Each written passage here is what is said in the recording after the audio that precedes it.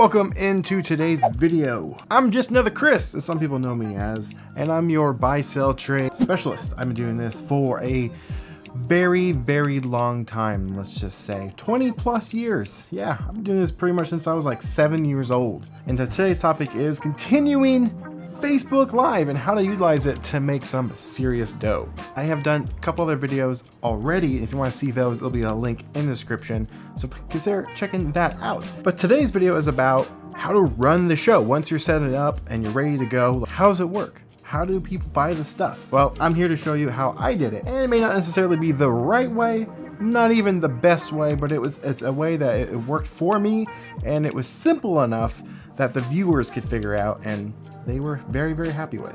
This is the free way. You don't have to spend any money on programs, other services, other sites. You don't have to prep the stuff by taking pictures of it prior, post it on like Shopify, and then to direct people to go over there. I can get another video on that in the future, but this is the free way, and it's very effective. So you start your show. What do you do from there? When I was selling, I had a shop called Showroom Collectibles. There you go. That's my store, or was my store before I sold it to show you guys how to do this for yourself.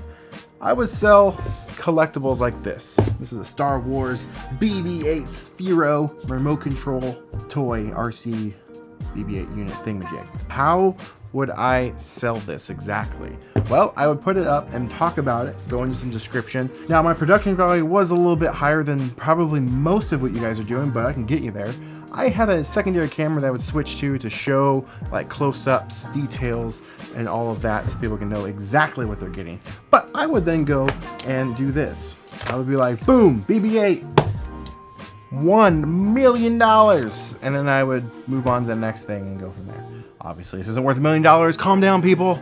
It's a joke. But I would use sticky notes as a way to price my stuff. It was super effective. It was quick, easy, slap them in and out. And I would just line them up on the table. And if there was items that had been sitting around for a few minutes, just clogging up space, I would probably lower the price down just a couple of bucks. And if it still wasn't selling, boom, off the table, makes room for some new stuff to try and sell it. But let's say someone was like, yes, I want this.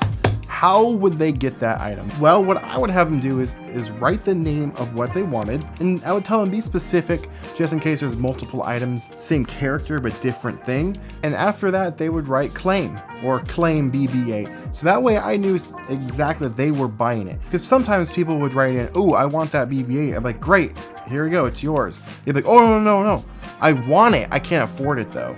So I would have them be very specific in how they would write the comment, so I would know if they were physically buying it.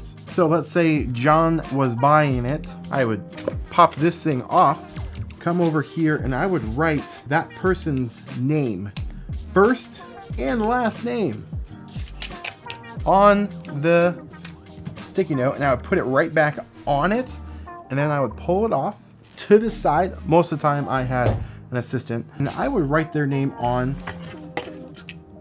a piece of paper.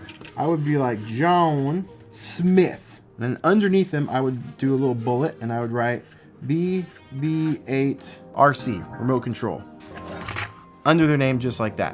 Why would I do that? Let's say I had 2 of these, somebody wanted it and they bought it. Let's say that person's name was Chris. I would write like this and leave a gap, because I could then write in multiple stuff. Now, for internal reasons, I would actually write in the price of it as well. That way, at the end of the day, I could count up, how much I made that week. And also, it helps just in case if one of these tags were to ever just pop off, I could be like, ooh, he bought a BB-8, that person bought a BB-8, but the prices were different, and I could go through, see the BB-8 and see the price next to it and verify which one was which without having to email the buyer. Emailing the buyer questions like that makes them a little nervous and a little uneasy, and there's a chance that they actually might be like, you know what, I'm not gonna buy your item now and back out of the deal. So not talking to them until you ship their stuff, that is the most ideal. You'd be like, oh great, this works fine, but how do they pay me? I would use PayPal, and you know already my thoughts and opinions on PayPal. I don't really like it, but there's a good way to do this through PayPal. They have invoicing. You can invoice them directly and be able to get paid. So what I would do throughout the sale, I would constantly be reminding people how the show works. I had a short little speech that I would say about every 10 minutes or so during the show. And I would say, I don't remember exactly what I would say. Let's see if I can remember.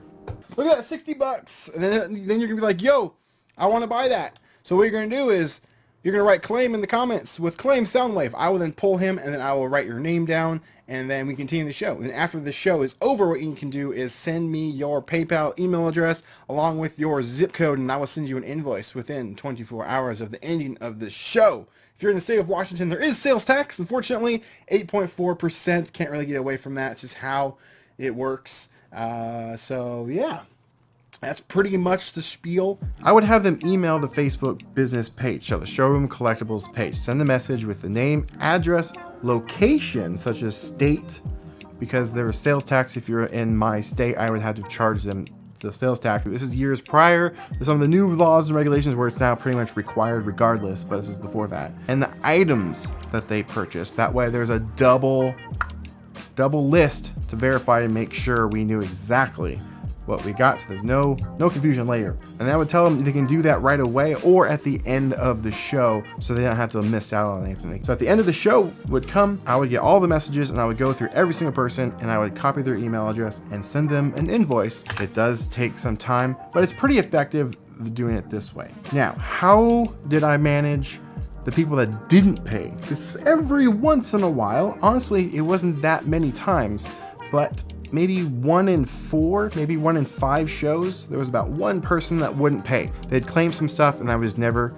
hear from them again. Well, I had this little handy dandy black book. This is the Blacklist book.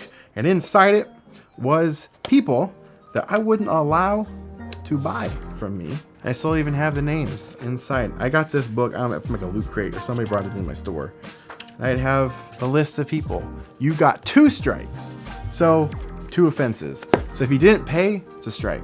If you didn't pay again, double strike, blacklisted. Meaning if you can watch the show and enjoy it, because I would do fun, cool stuff through there, talk about movies, maybe do some trivia and some giveaways and stuff. You can still participate in that, but you can't buy anything anymore for a set time. I think I said a year, and you are allowed to buy again. Or other offenses, flat out being rude inside the comment section. If they were just spamming, I would get some trolls every now and then. I would just immediately get them and just block them and whatnot. But I would give them a strike and then keep records of it. Once everyone is paid, then I ship everything out, and I would box everything up together, and that's what I would tell them to as another pitch to sell their stuff, is the more you buy, the less you'll pay in shipping, because we'll box it all up and do a bundled price. Because I would do them every single week. Sometimes, depending on the person, if they were regulars, I would allow them to roll it over into the following week to bundle it all in one big shipment.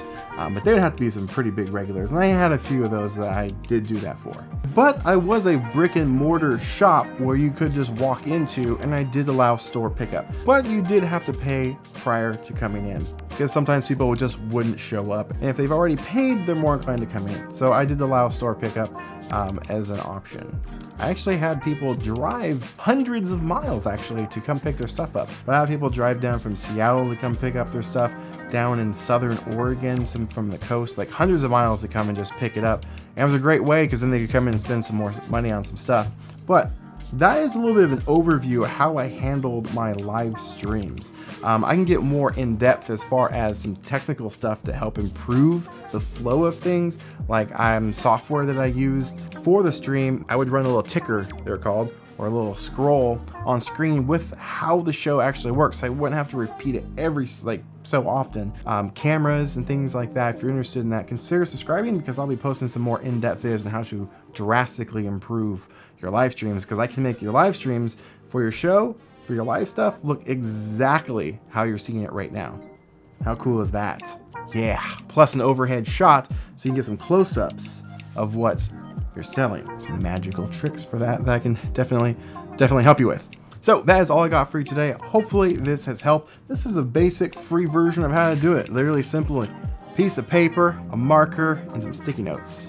I guess you have to buy the sticky notes, so I guess it's not free. Thank you so much for watching. If you want to dive even deeper into this world of buy, sell, trade, and everything in between, and get exclusive videos, consider becoming a Geeks Plus member. I post some really in-depth, informative stuff over there, behind the scenes of what's to come, and just overall bonus content. If you're interested in that, there is a link in the description below. So thank you so much for watching. Consider subscribing. I'd really appreciate it. And I'll catch you in the next video, guys. Now get out there, sell some stuff, go live, make some money.